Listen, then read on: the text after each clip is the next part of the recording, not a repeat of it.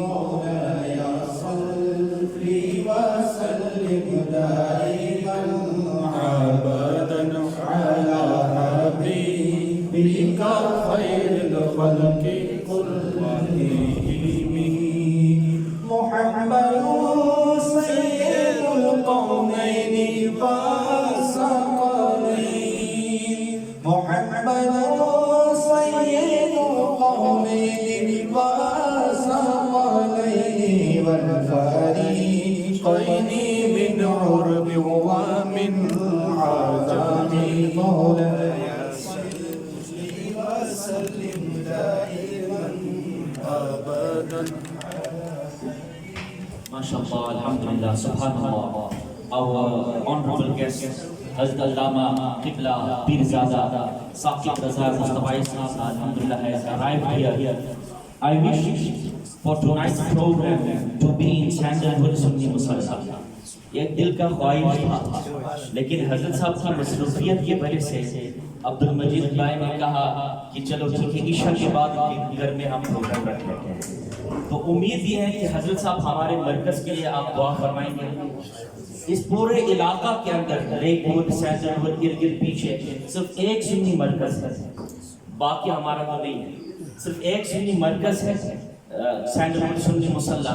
ان قریب انشاءاللہ سینڈلوڈ سنی مسجد قائم ہوگا. وہاں پہ الحمدللہ اس علاقے سے 80 بچے ہمارے پاس پڑھتے مغرب کے بعد. اور دوسری اسٹیٹ کے اندر دوسری اسٹیٹ کے ساتھ گولڈ سینڈ کے اندر رابعۃ العالم کی نام سے ایک مدرسہ ہے, وہاں پہ 35 بچے پڑھ رہے ہیں. تو ہم کوشش آخر گزر جائے گی نا. وہ کسی نے کہا تھا, میر تقی میر نے کہا تھا, وہ ریشموں کم خواب میں سرمست ہیں تو کیا ہوا, رات اس کی بھی کٹ گئی جو کہ اور تھا. جو برہنہ بدن تھا, جسم پہ داغ اور زخم لگے ہوئے تھا ہوتا ہے. اور ذرے کو صحرا سے کیا نسبت ہوتی ہے, یا قطرے کو دریا سے کیا نسبت ہوتی ہے. تو اس زندگی کو آخرت کی زندگی سے کیا نسبت ہے. اور یہ زندگی, اچھا وہ زندگی ایسی ہے جو اس کا نقطہ انجام ہی نہیں ہے. قیامت کے دن موت کو بھی ذبح کر دیا جائے گا. باقاعدہ جنتی جنت سے دیکھ رہے ہوں گے, جہنمی جہنم سے, اور موت کو لایا جائے گا مینڈے کی شکل میں, ذبح کر دیتے ہیں. اب موت کا قصہ تمام. اگر جنت میں چلے گئے تو پھر زندگی ہی زندگی ہے, اگر جہنم میں کوئی پھنس گیا تو پھر نہ ختم ہونے والی. یہاں زندگی کتنی بھی اوکھی ہو آخر السلام علیکم ورحمۃ اللہ وبرکاتہ. الحمد لولیہ والصلاة والسلام علی نبیہ وآلہ وصحبہ وبارک وسلم. قال اللہ تعالی وتبارک فی القرآن المجید والفرقان الحمید فی شان حبیبہ مخبرا وعامرا ان اللہ وملائکتہ یصلون علی النبی یا ایھا الذین آمنوا صلوا علیہ وسلموا تسلیما.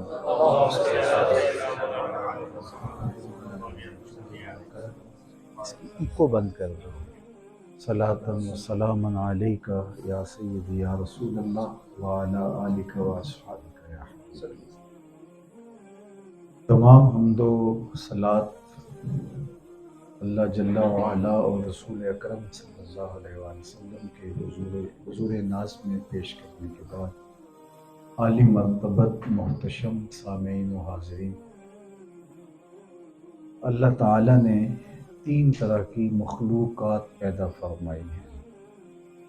ایک مخلوق ایسی ہے جس کو فہم و ادراک, علم, شعور عطا کیا گیا ہے, لیکن اسے شہوات نہیں دی گئی, عقل و شرب کی ضرورت ان کے ساتھ نہیں جڑی, اور مادی حاجتیں ان کے ساتھ شامل نہیں ہیں. دوسری مخلوق ایسی ہے کہ کھانے پینے کی, عقل و شرب کی خواہشات ان کے ساتھ جڑی ہوئی ہیں, جنسی خواہشات بھی ان کے ساتھ جڑی ہوئی ہیں, لیکن انہیں فہم و ادراک نہیں دیا گیا, انہیں عقل و خرد کے نور سے محروم رکھا گیا. تیسری مخلوق ایسی ہے کہ جس کو عقل و خرد, فہم و ادراک بھی عطا کیا گیا ہے, اور اس کو عقل و شرب اور جنسی خواہشات کی آزمائش میں بھی ڈالا گیا ہے. جو مخلوق عقل و شرب جنسی خواہشات کی آزمائش میں مبتلا کی گئی ہے اور انہیں فہم و ادراک نہیں دیا گیا، وہ بہائم ہیں، چوپائے ہیں، حشرات الارض ہیں، جانور ہیں، کہ انہیں فہم نہیں دیا گیا، عقل نہیں دی گئی، کھانے پینے کی حاجت ہے انہیں اور جنسی خواہشات ہیں، تو عقل نہ ہونے کی وجہ سے ان کا کوئی مواخذہ نہیں ہے۔ دوسری مخلوق جنہیں فہم و ادراک عطا کیا گیا ہے، شعور دیا گیا ہے، لیکن ان کو عقل و شرب اور جنسی خواہشات کی آزمائش میں نہیں ڈالا گیا، وہ فرشتے ہیں، جنہیں علم عطا کیا گیا، شعور دیا گیا، باطن کا اجالا دیا گیا، فہم دیا گیا، ادراک دیا گیا، لیکن انہیں ان آزمائشوں میں نہیں ڈالا گیا۔ تو اگر وہ گناہ نہیں کرتے تو ان کے اندر یہ شے رکھی ہی نہیں گئی۔ ایک نابینا کہے کہ میں نے کبھی غیر محرم کو نہیں دیکھا، تو یہ اس کا کمال اس لیے نہیں ہے کہ وہ دیکھ ہی نہیں سکتا۔ تیسری مخلوق وہ ہے کہ جس کو فہم و ادراک عطا کیا گیا ہے، عقل و خرد سے نوازا گیا ہے، اور ساتھ اس کو شہوات بھی دی گئی ہیں اور عقل و شرب کی ضرورتیں بھی اس کے ساتھ جوڑی گئی ہیں، نفس بھی اس کے ساتھ شامل ہے، وہ حضرت انسان۔ اب اگر یہ عقل سے، فہم سے، ادراک سے، باطنی نور سے رہنمائی لے کے زندگی کو مرتب کرتا ہے تو فرشتوں سے بھی افضل قرار پاتا ہے، اور اگر یہ اپنی عقل و خرد سے اور فہم و ادراک سے کام لینے کی بجائے اپنی خواہشات کا غلام بن جاتا ہے، اپنی آرزوؤں کا اسیر ہو جاتا ہے، تو چوپایوں سے بھی بدتر ہے۔ اولئک کالانعام بل ہم اضل، فرمایا یہ چوپایا ہے بلکہ چوپائے سے بھی بدتر ہے۔ اب ہم، میں اور آپ ایسے دو راہے پہ کھڑے ہیں کہ ہم اپنا فیصلہ خود لیں گے کہ ہم نے کدھر جانا ہے، ہم نے ادھر جانا ہے یا ہم نے ادھر جانا ہے۔ اور میں اور آپ کچھ نہ کچھ تو فیصلہ لے ہی چکے ہیں۔ بہت سارے لوگ ایسے ہیں کہ جو اپنی خواہشات کے غلام بن گئے اور حیوانی زندگی ان کا تعارف ہے، اپنی خواہشات کی تکمیل، اپنی آرزوؤں کی تکمیل، اپنی جنسی خواہشات کی تکمیل اور عقل و شرب اور دیگر حاجات کی تکمیل، اور عقل و فہم جو دیا گیا اس سے کوئی کام نہیں لیا، بلکہ عقل و فہم کو بھی انہی چیزوں کے حصول کا ذریعہ بنایا۔ شہوات کی تکمیل کیسے کرنی ہے اور اپنی مادی ضروریات کیسے پوری کرنی ہے، ساری عقل و خرد بھی جھونک دی ان چیزوں کے حصول کے لیے۔ اور ایک وہ طبقہ ہے کہ جس نے اللہ کی دی ہوئی اس عقل، فہم اور ادراک سے اپنے مقصد زندگی کو پہچانا اور اپنی ضرورت کی تکمیل تو کی، لیکن وہ اپنے رب سے ایک لمحے کے لیے بھی غافل نہ ہوا۔ تو میں اور آپ ہم دیکھیں کہ ہم کھڑے کہاں ہیں، اور جو شخص فہم و ادراک اور عقل و خرد کے ہونے کے باوجود اپنی زندگی کو سپرد کر دیتا ہے اپنے نفس کے، اپنی خواہشات کے، اپنی آرزوؤں کے، تو وہ حجاب اور پردہ ڈال دیتا ہے عقل و خرد کا، اور اس کے بارے میں کہا گیا اولئک کالانعام بل ہم اضل، اور دوسرے مقام پر ارشاد فرمایا من کان فی ہذہ اعمی فہو فی الآخرۃ اعمی واضل سبیلا، جو دنیا میں نابینا رہا کل قیامت کے دن بھی نابینا اٹھایا جائے گا۔ اس سے ان آنکھوں کی بے نوری قطعاً مراد نہیں ہے، بلکہ وہ تو فرمایا گیا جو دنیا میں آنکھوں سے آزمایا گیا، دو محبوب چیزوں سے آزمایا گیا، اس کو اس کا صلہ آخرت میں عطا کیا جائے گا۔ ظاہر ہے اگر آنکھیں نہیں ہیں تو کائنات اندھیرا ہے، تو کتنی بڑی آزمائش ہے کہ انسان کی آنکھیں نہ ہوں۔ یہ تو وہی جان سکتا ہے جو اس نور سے محروم ہے۔ میں زندگی میں آنکھوں کی محرومی کو محسوس کرتا تھا، لیکن مجھے زندگی میں سب سے زیادہ اس بات کا احساس اس وقت ہوا جب غالباً 2011 میں ہم حضور کے روضہ انور کے قریب بیٹھے تھے اور ایک نابینا شخص نے ایک شخص کے کندھے پہ ہاتھ رکھا ہوا تھا اور وہ چلے آ رہے تھے، اور وہ نابینا بار بار اسے پوچھتا تھا حضور کا روضہ آ گیا ہے، حضور کا روضہ آ گیا ہے، اور وہ اسے بتاتا تھا بالکل قریب آ گیا ہے، اور اس کا چہرہ خوشی سے کھلا جا رہا تھا۔ تو کیا اس وقت اس کے دل میں ہوگا کہ کاش کہ میری آنکھوں میں روشنی ہوتی اور میں حضور کا روضہ دیکھ پاتا۔ تو اس وقت مجھے شدت سے احساس ہوا کہ آنکھیں تو نظاروں کو دیکھنے کے لیے اللہ نے عطا کی ہیں، لیکن آج اگر آنکھوں میں روشنی نہ ہوتی تو کتنی محرومی محسوس ہوتی۔ تو جو اس دنیا میں آنکھوں کے نور سے محروم رکھا گیا، ظاہری نور سے، تو وہ قیامت کے دن نابینا نہیں اٹھایا جائے گا، بلکہ آنکھیں ہونے کے باوجود بھی جس کی آنکھوں میں بصیرت کا اجالا نہ آیا، دل بینا بھی کر طلب خدا سے کہ آنکھ کا نور دل کا نور نہیں، تو جو دنیا میں اندھا رہا کل قیامت کے دن بھی نابینا اٹھایا جائے گا۔ مجھے اور آپ کو اپنے اندر اتر کے دیکھنا چاہیے، کہیں ایسا تو نہیں ہے کہ ہم نابینا ہو کے زندگی بسر کر رہے ہوں، ہم سمجھتے ہوں کہ ہم نظاروں کو دیکھ رہے ہیں، پہاڑوں کو دیکھ رہے ہیں، کوہساروں کو دیکھ رہے ہیں، مرغزاروں، جوئے باروں، لالا زاروں کو دیکھ رہے ہیں، ہم جو ہے وہ زلف و رخسار کے حسن کو دیکھ کر کے اپنی آنکھوں کو تسکین دیتے ہیں، ہم جو ہے وہ موسموں کا لطف اٹھاتے ہیں، یہ ہماری نظریں تو کھلی ہیں، ہم دیکھ رہے ہیں، لیکن یہ ہم نے غور کیا کہ ہمارا دل بھی بینائی کے نور سے محروم ہے یا دل کی بینائی سے مالا مال ہے؟ تو اگر ہمارا دل اندھا رہا تو پھر قیامت کے دن نابینے اٹھائے جائیں گے۔ تو دل نابینا اس کا ہے جس نے مقصد زندگی کو نہیں پہچانا، جس کو پتہ ہی نہیں ہے کہ میں اس دنیا پہ آیا کس لیے۔ روزی کما لینا یہ کوئی بڑی بات نہیں ہے، یہ چونٹی بھی کماتی ہے، صبح اپنی بل سے باہر آتی ہے، سارا دن رزق حلال کماتی ہے، خود پیٹ بھرتی ہے، اپنے بچوں کو کھلاتی ہے، موسم برسات کے لیے جمع بھی کرتی ہے۔ صرف دو ہی مخلوق رزق جمع کرتی ہیں پوری کائنات میں، پرندے ہیں، حشرات الارض ہیں، چوپائے ہیں، مچھلیاں ہیں، اس پوری کائنات میں صرف دو مخلوقیں ایسی ہیں جو اپنا رزق جمع کرتی ہیں، ایک انسان اور دوسری چیونٹی، اس کے علاوہ کوئی مخلوق اپنا رزق جمع نہیں کرتی۔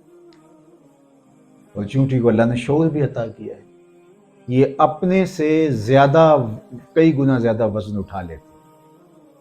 انسان بھی ایسا کرتا ہے کہ اپنے سے کتنا زیادہ وزن اٹھا لیتا ہے، اور ہر وقت اپنی آسودگی اور اپنی آسائش میں، جس آسائش میں ہوتا ہے اس پہ مطمئن نہیں ہوتا، اور اس سے آگے بڑھ جاتا ہے کہ میں اور آسودہ ہو جاؤں، اور آسودہ ہو جاؤں، اور آسودہ ہو جاؤں، اور یہ بھول جاتا ہے کہ ثم لتسألن یومئذ عن النعیم، ایک ایک نعمت کا حساب بھی دینا پڑتا ہے۔ اس کی تشریح میں لکھا کہ ٹھنڈا پانی جو پیا ہے اس کا بھی حساب دینا پڑے گا، ایک ایک نعمت کا حساب دینا پڑے گا۔ ایک بادشاہ تھا، اس کے لیے ایک لونڈی سیج بچھایا کرتی تھی۔ بادشاہ تو ظاہر عام بستر پہ کب سوتے، تو پھولوں کی سیج لگتی تھی اور وہ تیار کرتی، اور بادشاہ وقت پہ آتا اور سیج پہ سو جاتا۔ مدتیں ہو گئی، بوڑھی ہو گئی وہ یہ کام کرتے کرتے، تو ایک دن اس نے پھولوں کی سیج بچھائی اور دل میں خیال آیا کہ اس کے اوپر سونے کا کیا لطف ہوگا، چلو میں ذرا لیٹ کے تو دیکھوں۔ تو اس نے سیج تیار کی اور اس کے اوپر لیٹ گئی، سارے دن کی تھکی ہوئی تھی، بس لیٹی ہی تھی کہ آنکھ لگ گئی۔ بادشاہ وقت پر اپنے کمرے میں داخل ہوا تو ایک لونڈی کو، ایک کنیز کو اپنی سیج پہ سویا ہوا دیکھا تو غصے سے لال پیلا ہو گیا۔ ایک لونڈی کی یہ اوقات کہ بادشاہ کی سیج پہ سو گئی۔ جلاد کو آواز دی، دوڑا آیا، اس کو پکڑو، الٹا لٹکاؤ اور اتنا مارو کہ اس کی جان نکل جائے، تاکہ باقیوں کو عبرت ہو جائے کہ بادشاہوں کی سیج کتنی مقدس ہوتی۔ جلاد نے الٹا لٹکایا، اس لونڈی کو مارنا شروع کیا۔ جب ضرب لگتی کوڑے کی وہ روتی چیختی، پھر اس نے ہنسنا شروع کر دیا۔ تو جب وہ ہنسی تو بادشاہ نے کہا ذرا رکو، اسے پوچھو روتی کیوں ہے، اور اسے یہ بھی پوچھو ہنستی کیوں ہے۔ تو جلاد نے کہا کہ لونڈی تو روتی کیوں ہے؟ اس نے کہا جب ضرب لگتی ہے تو جان نکلنے کو آتی ہے، تو کیوں نہ رو؟ تو کہا یہ تو سمجھ میں ہے لیکن ہنستی کیوں ہے؟ کہا مجھے ہنسی اس بات پہ آئی ہے کہ میں چند لمحوں کے لیے سوئی تو اتنی سزا پا رہی ہوں، تو جس کو عمر ہوگی سوتے ہوئے تو وہ کتنی سزا پائے گا۔ تو ہم چاہتے تو یہ ہیں کہ ہم بہت آسودہ ہوں، ہمیں ٹشو بھی کوئی جو ہے وہ نکال کے ہاتھ میں دینے والا ہو، یہ اتنی زحمت بھی ہمیں گوارا نہ کرنی پڑے، لیکن ثم لا تسألن یومئذ عن النعیم، اس دن ایک ایک نعمت کے بارے میں پوچھا جائے گا، سوال ہوگا۔ تو کیا ہم اس کے لیے اپنے آپ کو عملی طور پہ آمادہ پاتے ہیں؟ اپنے آپ کو اللہ کے دین کے لیے تھکایا ہے؟ اپنے آپ کو اللہ کے دین کے لیے پامال کیا ہے؟ اپنے نفس پر جبر کیا ہے؟ اپنی خواہشات کو لگام ڈالی ہے؟ اپنی آرزوؤں کو قابو میں کرنے کی کوشش کی ہے؟ راہ دین کے اندر اذیتیں صحیح ہیں، تکلیفیں صحیح ہیں، بلکہ ہمارا ہاں تو ایک فیشن ہو گیا ہے، آج کل لوگ کہتے ہیں جی آج کل دین پہ چلنا بڑا مشکل ہے۔ تو میں کہا کرتا ہوں کہ یہ وہ کہہ رہا ہے دین پہ چلنا بڑا مشکل ہے جو گھر سے نکلتا ہے اور مسجد میں پہنچتا ہے تو موسم کے مطابق گرم اور سرد پانی دستیاب ہے، اور پھر اس کے بعد مخملی مصلے بچھے ہوئے ہیں، نرم اور گداز قالینوں پہ سجدہ کرنے والا کتنے نخرے سے کہہ رہا ہوتا ہے دین پہ چلنا بڑا مشکل ہو گیا۔ تو میں کہتا ہوں صاحب تیرے لیے مشکل ہے یا کربلا والے حسین کے لیے مشکل تھا؟ دین پہ چلنا تیرے لیے مشکل ہے یا تپتی ہوئی ریت پہ سجدہ کرنے والے بلال حبشی کے لیے مشکل ہے؟ جن کے لیے مشکل تھا انہوں نے کہا نہیں کہ مشکل، اور ہم خام خواہ شور مچا رہے ہیں کہ بڑا اوکھا ہو گیا دین پہ چلنا۔ میں اگر بہت لمبا سفر کر کے آیا ہوں تو کیا مشکل ہے میرے لیے؟ میں تو ہواؤں میں اڑتا ہوا اب تک پہنچا ہوں، اور صبح و شام دوپہر آپ مجھے ہتھیلیوں پہ اٹھائے پھر رہے ہیں، کبھی اس گلی میں، کبھی اس گھر میں، کبھی اس کونے میں، کبھی اس گوشے میں، انواع اقسام کے کھانے میرے سامنے رکھ رہے ہیں۔ تو اگر میں کہوں جس طرح بعض لوگ کہتے ہیں یار بڑی محنت کر رہے ہیں، آپ کیا محنت کر رہے ہیں؟ ذرا دیکھو ان کو کہ جن کو دین کے نام پر کوڑے کھانے پڑے، اس شخص کی کہانی بھی سنو جس کی دونوں ٹانگیں دو اونٹوں کی پچھلی ٹانگوں سے باندھ دی گئی، اس سے کہا گیا کہ چھوڑتا ہے دین کو یا پھر ہم ان دو اونٹوں کو ہانکا لگا دیں۔ تو یہ ذرا تصور میں کھڑا کریں اپنے آپ کو کہ یہ میرے ساتھ ہو، یہ آپ کے ساتھ ہو، پھر ہمارا جواب کیا ہو؟ دو اونٹوں کی پچھلی ٹانگوں کے ساتھ ہماری ٹانگیں بندھی ہوں اور مخالف سمت اونٹ کھڑے ہوں اور کہا جائے کہ بتاؤ، تو ہم کیا کہیں گے؟ بس جان چھوڑ دو، جو کہتے ہو ہم کہہ لیں گے۔ لیکن اس شخص کی دونوں ٹانگیں دو اونٹوں کی پچھلی ٹانگوں سے ساتھ بندھی ہیں، اور اسے کہا جاتا ہے کہ چھوڑتا دین کو یا پھر اونٹوں کو ہانکا لگائیں۔ اس نے کہا جو کرنا ہے کر لو۔ پھر اونٹوں کو ہانکا لگا دیا جاتا ہے اور بدن چرنے لگتا ہے اور بدن دو برابر حصوں میں تقسیم ہوتا ہے، لیکن تاریخ ہمیں کیا بتاتی ہے؟ جب تک اس کا بدن چر کے گلے تک نہیں پہنچا اور جب تک اس کی جان میں جان رہی اور زبان بول سکتی تھی، اس کی زبان پہ یہی لفظ تھے فزت برب الکعبہ، کعبے کے رب کی قسم زندگی کی بازی جیت گیا، زندگی کی بازی جیت گیا، زخم پہ زخم کھا کے جی، خون جگر کے گھونٹ پی، آہ نہ کر لبوں کو سی، یہ عشق ہے دل لگی نہیں۔ دل لگی اور ہوتی ہے، عشق اور ہوتا ہے۔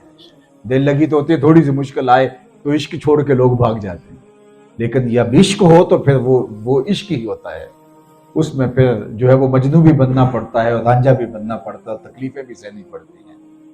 حضور علیہ السلام بیٹھے تھے کعبۃ اللہ کی دیوار کے ساتھ ٹیک لگائے، حضرت خباب بن ارت رضی اللہ تعالی عنہ آئے، اتنا تنگ کیا تھا قریش مکہ نے مکی زندگی میں، تو یہ اکتا گئے ان کی تکلیفوں سے اور حضور سے آ کے شکایت کی کہ حضور جینا دوبر کر دیا ان لوگوں نے۔ بعض کا ہوتا ہے رویوں سے، ہم تو صرف رویوں سے تنگ آ جاتے ہیں، لیکن باقاعدہ کوڑے، باقاعدہ راہوں میں کانٹے اور کیا کچھ تھا۔ تو کہا حضور جو ہے وہ انہوں نے جینا دوبر کر دیا۔ تو حضور نے فرمایا خباب تم اتنی بات سے گھبرا گئے ہو؟ تم سے قبل ایسے لوگ بھی گزرے ہیں کہ جن کے جسموں کو لوہے کی کنگھیوں سے چھیدا گیا، حتیٰ کہ لوہے کی کنگھیوں کے دانے ان کی ہڈیوں کے اندر نشان چھوڑنے رہے، لیکن انہوں نے حق سے پھر بھی منہ نہیں پھیرا۔ تو میں اور آپ دیکھیں کہ ہم تھوڑی سی تکلیف سے گھبرا، اللہ ہمیں بچائے، ہم کمزور لوگ ہیں، اللہ سے جب بھی مانگو عافیت مانگو. حضور نے فرمایا صلی اللہ علیہ عافیہ، اللہ سے جب بھی مانگو عافیت مانگو، کبھی جنگ نہ مانگو، کبھی مشکل نہ مانگو، کبھی تکلیف نہ مانگو، کبھی بیماری نہ مانگو، حتیٰ کہ کبھی غربت نہ مانگو کہ اللہ مجھے آسودہ زندگی دے.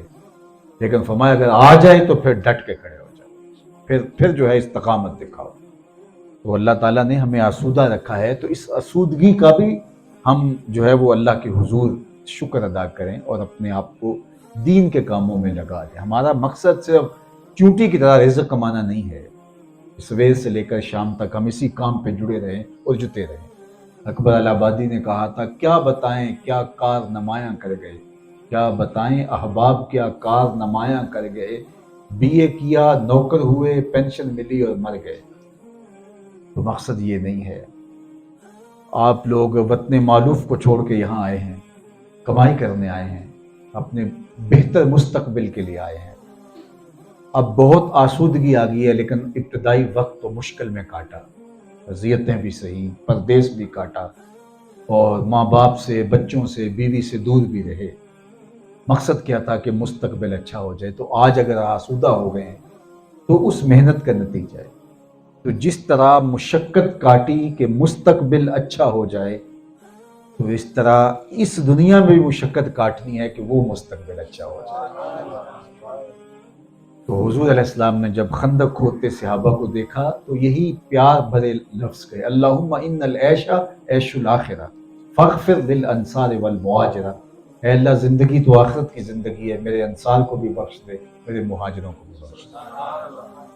تو حقیقی زندگی، ابدی زندگی، سربدی زندگی، نہ ختم ہونے والی زندگی آخرت کی زندگی. بل توثرون الحیات الدنیا والآخرۃ خیر وابقیٰ. تم جیتی دنیا کے پیچھے بھاگتے ہو، حالانکہ یہ دنیا بہتر بھی ہے اور دائمی بھی ہے. تو میں اور آپ اس زندگی کے لیے، چونکہ یہ زندگی ہے کتنی، 60 سال، 70 سال، 100 سال چٹکی بھر میں ختم ہو جائے گی. میں اگر دیکھوں تو میری زندگی کے 50 برس بیت گئے، اور یہ کل کی بات مجھے لگ رہی ہے. گلیوں میں کھیلتے تھے، وہ کاغذ کی کشتی، وہ بارش کا پانی، یہ کل کی کہانی ہے نا، بہت پورا. آپ بھی دیکھیں کوئی 60 سال کوئی 70 سال، تو ابھی ایک دم ایک ننھی سی لکیر دکھائی دیتی ہے، ایسے گلیوں سے نکل کے کاروبار کی بھول بھلیوں سے یہاں پہنچے. یہ 50 سال بیت گئے، یہ 60 سال بیت گئے. تو جب 60 سال بیتتے ہوئے، 50 سال بیتتے ہوئے، 40 سال گزرتے ہوئے سمجھ نہیں آئی، تو باقی ہمارے پاس کتنا وقت رہ گیا؟ تو وہ بھی تو ایسے بیت جائے گا. تو پھر غرض کس بات پہ؟ اور وہ زندگی نہ ختم ہونے والی. مقدارہ 50 الف سنہ، اس کا ایک دن یوم قیامت قرآن نے بتایا 50,000 سال کے برابر ہوگا. 50 سال کے برابر نہیں، 50,000 سال کے برابر، صرف ایک دن. پھر نہ ختم ہونے والی زندگی.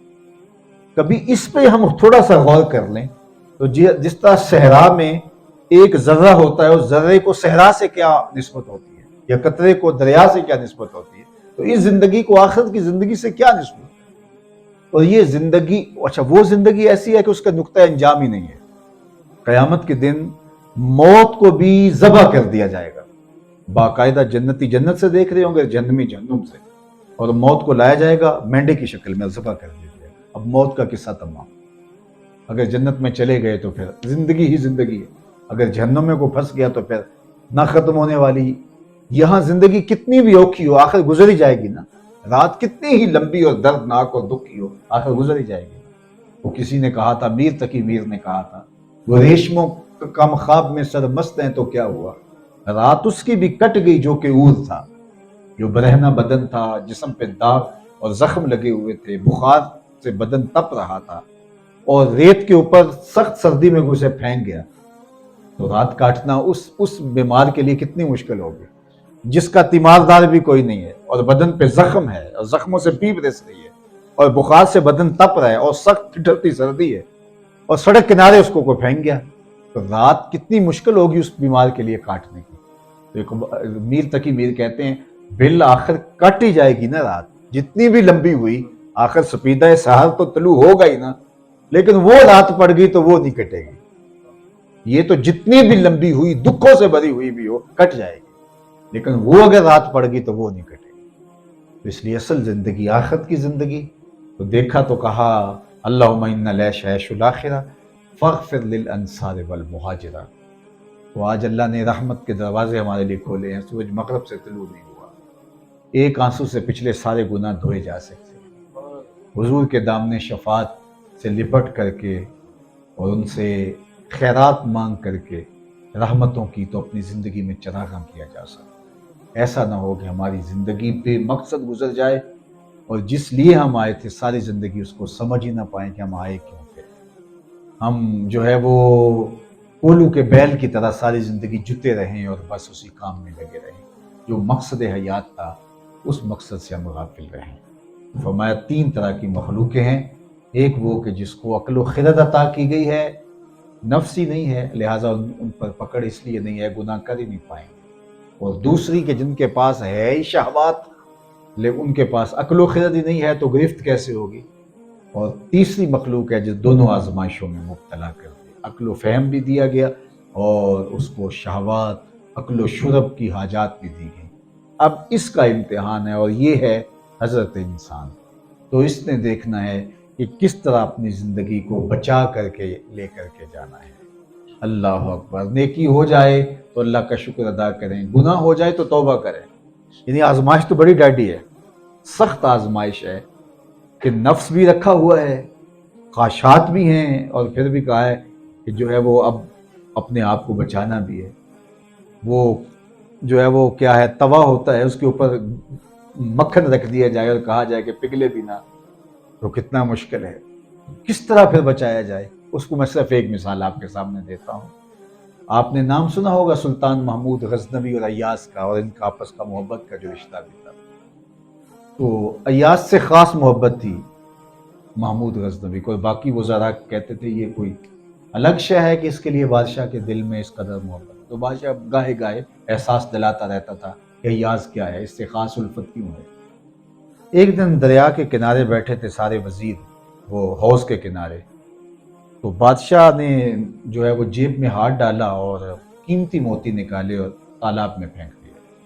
اور جتنے وزیر تھے کہا ان موتیوں کو نکال کے لانا ہے اور کپڑے بھی نہیں بھیگنے چاہیے اور بدن بھی نہیں بھیگنا چاہیے. تو سب نے کہا یہ کیسے ہو سکتا ہے. کہا کہ یہ موتی بھی لانے ہیں نکال کے تہ سے ڈھونڈ کے اور کپڑے بھی نہیں آپ کے بھیگنے چاہیے. تو سب نے کہا حضرت معذرت یہ کیسے ہو سکتا ہے. ایک کہا، دوسرے سے کہا، پھر ایاز سے کہا. اس نے فوراً چھلانگ لگا دی اور موتی نکال لایا، بدن پورا اور کپڑے پانی سے نچڑ رہے ہیں اور بادشاہ کو پیش کر دیا. تو بادشاہ نے غصے سے کہا یاس آپ کے کپڑے کو بھیگ گئے. تو کہا حضرت آپ کے 2 حکم تھے، ایک تو موتی لانا اور دوسرا حکم تھا کہ کپڑے نہیں بھیگنے چاہیے. تو موتی میں نے پیش کر دی ہیں، جو کپڑے بھیگے اس کی معافی دے دو. جو کپڑے بھیگے اس کی میں معافی چاہتا ہوں. تو بندے کے ساتھ اللہ نے نفس بھی رکھا ہوا ہے تو اطاعت میں کسر نہ چھوڑے. اور پھر نفس کی شامت کی وجہ سے کبھی غلطی ہو جائے تو کہا مالک اس کی مجھے معافی دیتے ہیں. تو وہ کریم ہے، 70 ماؤں سے زیادہ پیار کرتا ہے. وہ پھر یہ نہیں دیکھتا اس نے یہ جرم کیوں کیا، وہ بھی جانتا ہے جس ہنگامہ خیر و شر میں نے اس کو بھیجا ہے وہاں کپڑے تو بھیگیں گے اس کے، لیکن اس نے موتی بھی تو نکال لیے نا. تو وہ یہ نہیں دیکھتا اس نے گناہ کتنے کیے، وہ دیکھتا ہے کہ یہ معافی مانگ رہا ہے کہ مالک کپڑے بھیگ گئے ہیں معاف کر دے. اللہ اکبر. تو اللہ اس کے گناہوں کو بدل کے نیکیوں میں تبدیل کر دے. اس لیے ہم موتی نکالنے کی کوشش کریں اور کپڑے بھیگ جائیں تو اس سے معافی مانگیں کہ مالک کرم کر دے، ہم کمزور ہیں، ہم سے یہ ہو گیا. تو اللہ ہم سب کو مقصد زیست نصیب فرما اور قیامت کے دن نابینا اٹھائے جانے سے محفوظ کر دے. 4 5 6 دن سے میں آپ کے ساتھ جڑا ہوا ہوں. جمعۃ المبارک کے موقع پر بھی آپ میں سے کافی لوگ موجود تھے، اس کے بعد پھر مختلف مجالس کے اندر. تو آج آخری شب ہے تو صبح انشاءاللہ میں روانہ ہو جاؤں گا. اور اس وقت یہ میں یہاں پہنچا تو پتہ چلا مجھے تقریر بھی کرنی ہے، ورنہ تو وہ آپ بھی اسکول پڑھے ہیں، میں بھی گزرا ہوں. اقبال نے کہا تھا کہ مدت ہوئی گزرا تھا اسی راہ گزر سے. تو آپ کو پتہ ہے آخری پیریڈ کے اندر جو طالب علم ہوتا ہے وہ بستہ جوڑ رہا ہوتا ہے، سلیٹی سنبھال رہا ہوتا ہے، قلم سنبھال رہا ہوتا ہے کہ اب ٹلی لگے تو میں جاؤں. تو اب تو آخری ہم ٹلی کا انتظار کر رہے ہیں جائیں، لیکن شکر ہے کہ آخری لمحے بھی اللہ نے اپنے دین کے لیے اس مجلس کو نصیب کر دیا، اور جو باتیں ضروری تھی وہ آپ تک میں نے کہہ دی۔ میں آپ سب لوگوں کا شکر گزار ہوں جنہوں نے اچھے اچھے کھانے کھلائے اور بڑی کڑک چائے پلائی، سب کو اللہ جزائے خیر عطا فرمائے۔ ہمارے یہ دوست ہمارے ساتھ جس طرح جڑے رہے، اپنے کام کاج چھوڑ کے، بڑا مشکل ہوتا ہے آج کل کام کاج، تو سب سے قیمتی چیز تو وقت ہی ہے، وقت دینا کتنا مشکل ہوتا ہے۔ تو میری دل کی اتھا گہرائیوں سے دعا ہے کہ اللہ ان جوانوں کی جوانیوں میں برکتیں عطا فرمائے اور ان کو اللہ قبول فرمائے۔ حضرت نے ادارے کے حوالے سے کہا، اللہ تعالیٰ کی بارگاہ میں دعا ہے کہ ایسے اسباب پیدا ہو جائیں کہ جو ان کی آرزو ہے اور آپ لوگوں کی ضرورت ہے، اللہ اس کی تکمیل فرمائے۔ ادارۃ المصطفیٰ انٹرنیشنل گجرانوالہ، لاہور، کراچی، فیصل آباد، ملتان، ساہیوال اور اسلام آباد، راول پنڈی اور سیالکوٹ، حافظ آباد، مرید کے جہاں جہاں بھی ہمارے ادارے قائم ہیں، تو ان کے لیے آپ سب سے دعاؤں کی التماس ہے۔ چونکہ پاکستان کے جو معروضی حالات ہیں وہ بڑے ناگفتہ بے اچانک ہو گئے، اچانک خیر تو نہیں ہوئے، وہ کہتے ہیں کہ صدیوں کی غلطیاں ہوتی ہیں اور پھر نتیجہ آتا ہے، تو لگتا یہ ہے کہ اچانک ہوا، تو سارے لوگ آزمائش میں آ گئے ہیں۔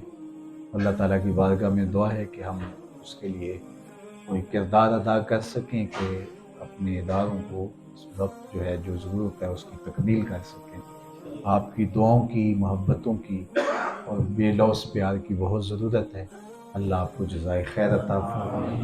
ہمارے سبیر بھائی اور ان کی پوری ٹیم آپ کے ساتھ میرے جانے کے بعد بھی جڑی رہے گی انشاءاللہ، آپ سے ربط میں رہیں گے، اور ادارے کے لیے ان کے دل میں جو محبت کے جذبات موجزن ہیں تو یقیناً اس کی گرمی آپ بھی محسوس کرتے رہیں گے۔ تو انشاءاللہ ہم نے مل جل کر کے دینی کاموں کو جو ہے وہ نقطۂ کمال تک پہنچانے کی کوشش میں لگے رہنا ہے، یہ ہماری ذمہ داریاں ہیں، ورنہ اللہ اپنے دین کا محتاج نہیں۔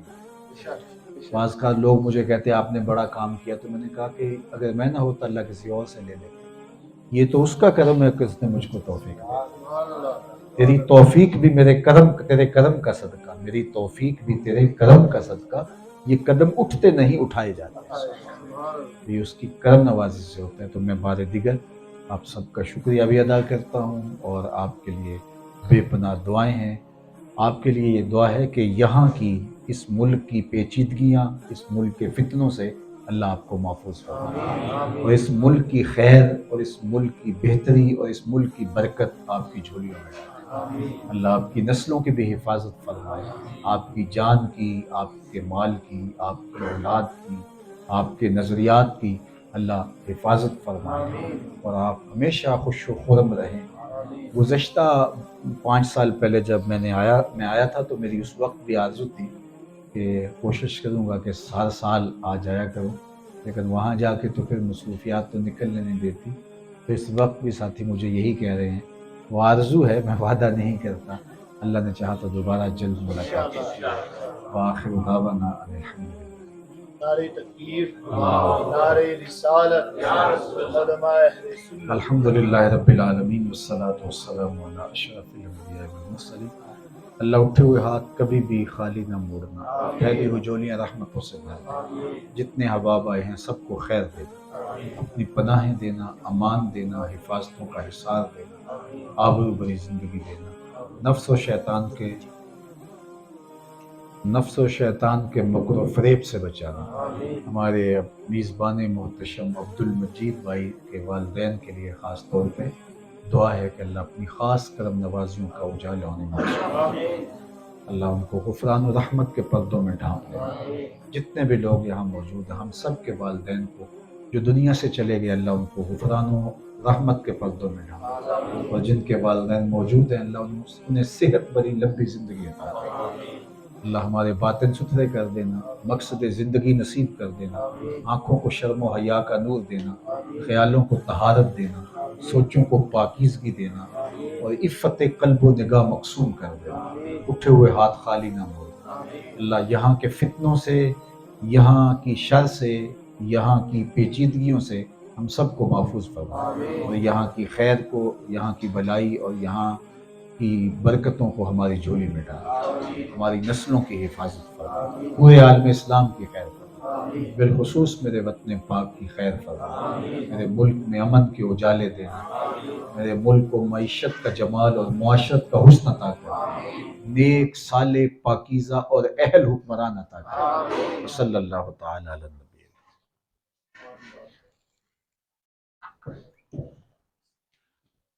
یا نبی سلام علیکہ، یا رسول سلام علیکہ، یا حبیب سلام علیکہ، صلوات اللہ علیکہ، طلع البدر علینا من ثنیات الوداع وجب الشكر علينا ما دعا لله داعي، يا حبيبي يا رسول الله يا نبي سلام عليك، يا رسول سلام عليك، يا حبيب سلام عليك،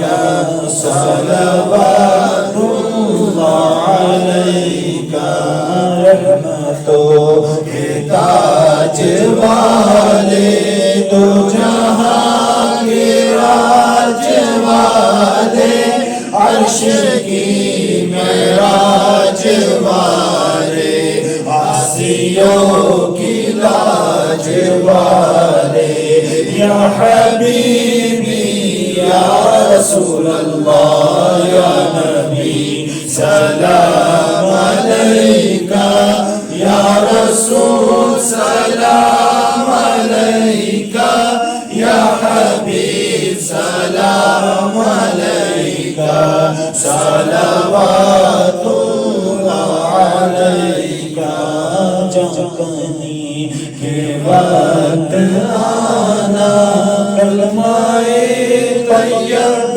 پڑھانا، جب کہیں نہ ہو ٹھکانا، اپنے دامن میں چھپانا، یا حبیبی یا رسول اللہ یا نبی سلام علیکہ، یا رسول سلام علیکہ، یا حبیب سلام علیکہ، سلام